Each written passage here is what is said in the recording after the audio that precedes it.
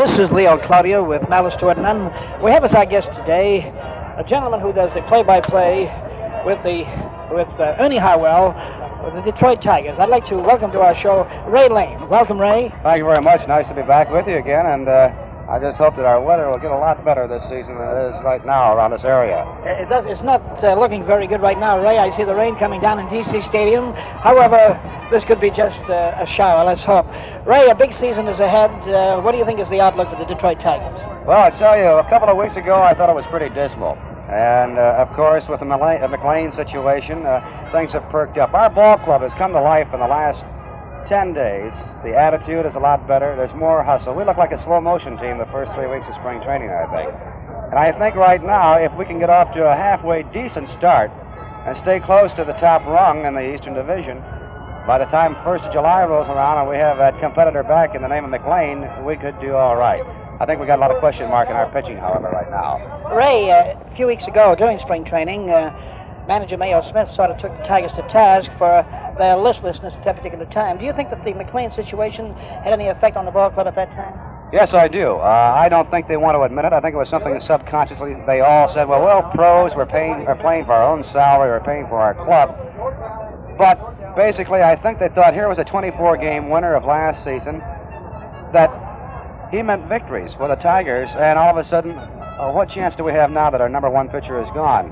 And I think that attitude was reflected on the field.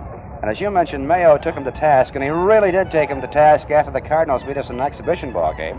They sort of snapped out of that the next day, although they did lose, but they played better ball. Then Al Kaline, the old veteran, 18 years now, started to take to task a few of the ball players in their rooms in the evening, 3 or 4 fellas, and he said, let's learn the ABCs of baseball: attitude, baseball, and confidence.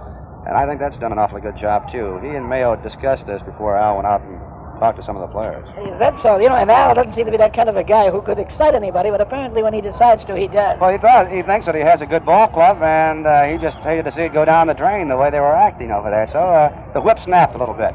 You know, man for man, it's only a little over a year ago that you made the miracle of coming back from a 3-1 deficit to win that World Series.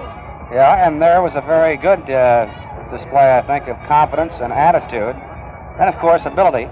And we had basically the same ball club, and I think they could do it again. We have a couple good-looking rookies, by the way. That Elliot Maddox is one, and Ken Zakowicz is another fellow, both infielders, and now Maddox is playing the outfield. That should be real interesting for Tiger fans and even people that are against the Tigers, but seeing them in action. And they may break into the lineup before the first month is over.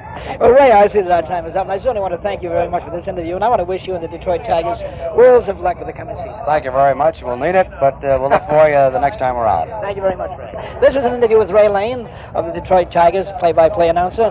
Thank you. This brings us to the end with Malice to It None for today. Until tomorrow at the same time, Leo Cloutier from D.C. Stadium in Washington. Good day. Brought to you by PosterFix. At PosterFix, we bring your vintage posters back to life.